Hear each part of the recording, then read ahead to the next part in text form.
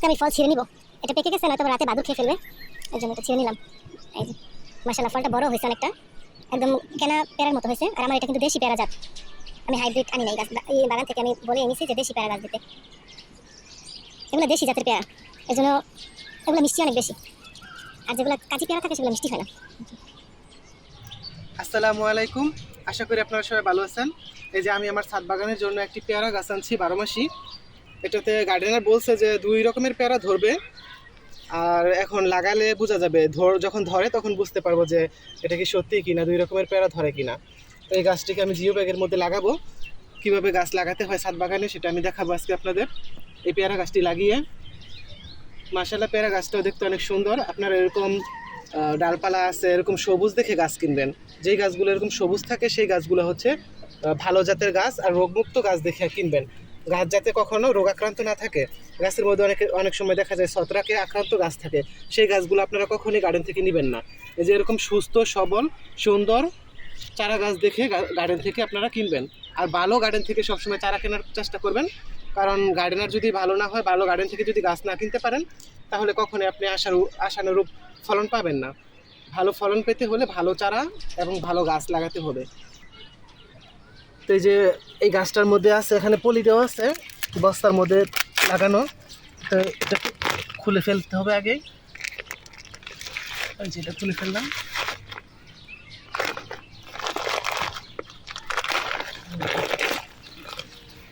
এটা খুলে তারপরে এটাকে আমি জিও ব্যাগের মধ্যে সেট করে দেব। এটা এখন সাইডে রেখে দিব। এই যে জিও ব্যাগের মধ্যে আমি মাটি আগেই ভরে রাখছি, জৈব সার দিয়ে গোবর টোবর দিয়ে সাইটাই দিয়ে মাটি তৈরি করে রাখছি। এখন শুধু গাছটাকে এখানে লাগাবো। তো এখানে মাটি কিছু উঠাতে হবে।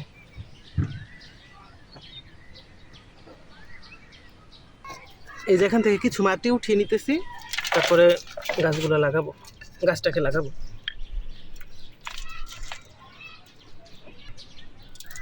এই যে জায়গাটা একটু খালি করে নিলাম, এখন এটাতে দিয়ে দিব এই যে আমার তরকারির খোসা, ডিমের খোসা, কলার খোসা, এগুলো রেখে দিছিলাম।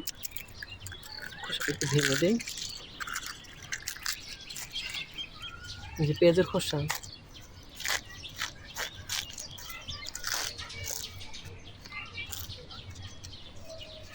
বিসমিল্লাহ বলে গাছটাকে লাগিয়ে দিলাম। বিসমিল্লাহ, আল্লাহ যেন গাছটাতে প্রচুর পরিমাণে ফল দেয়।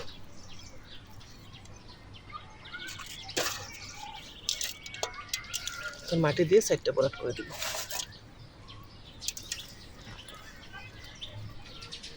এই যে আমার গাছটি লাগানো কমপ্লিট হয়ে গেছে। এখন এটাতে পানি দিয়ে দিব, পরে গাছের গোড়ায় কচুরি পানা দিয়ে দিব যাতে গাছের গোড়ায় রস থাকে।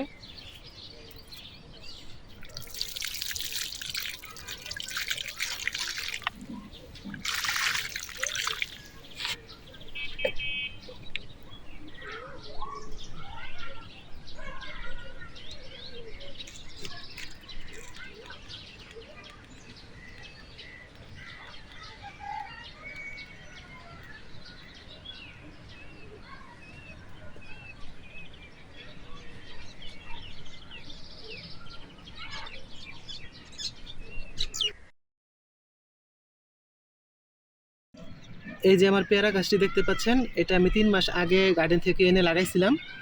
এখন আমার পেয়ারা গাছটার মধ্যে মাশাআল্লাহ সুন্দর ফলন হয়েছে। এই যে পেয়ারাগুলো পেকেও গেছে, 4টা পেয়ারা হয়েছে, আরও ফুল আছে কিছু বের হচ্ছে। এই যে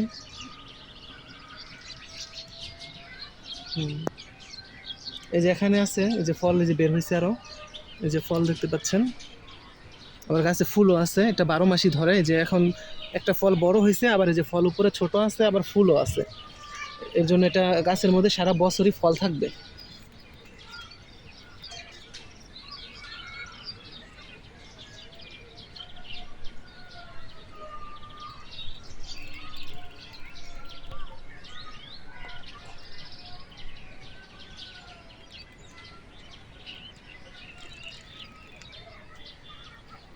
আজকে আমি ফল ছিঁড়ে নিব। এটা পেকে গেছে, নয়তো আবার রাতে বাদুড় খেয়ে ফেলবে, এর জন্য এটা ছিঁড়ে নিলাম। এই যে মাশাআল্লাহ, ফলটা বড় হয়েছে অনেকটা, একদম কেনা পেয়ারার মতো হয়েছে। আর আমার এটা কিন্তু দেশি পেয়ারা জাত। আমি হাইব্রিড আনি নাই গাছ, এই বাগান থেকে আমি বলে এনেছি যে দেশি পেয়ারা গাছ দিতে।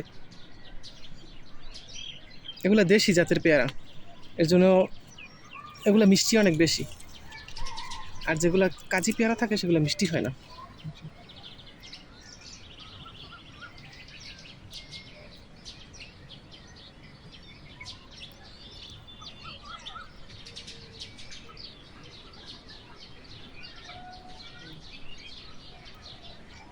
এই যে দেখতে পাচ্ছেন অনেক সুন্দর গোলাপ ধরছে, ফুলের রানী গোলাপ।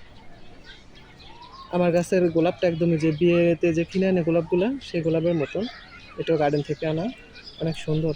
দুইটা ধরছে, এই যে আরেকটা, দুইটা গোলাপই অনেক সুন্দর হয়েছে।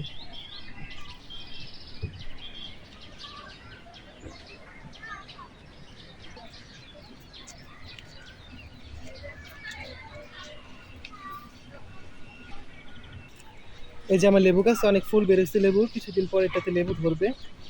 এখন মাশাআল্লাহ অনেকগুলো ফুল আছে, যদি ফল থাকে তাহলে অনেক ফল হবে।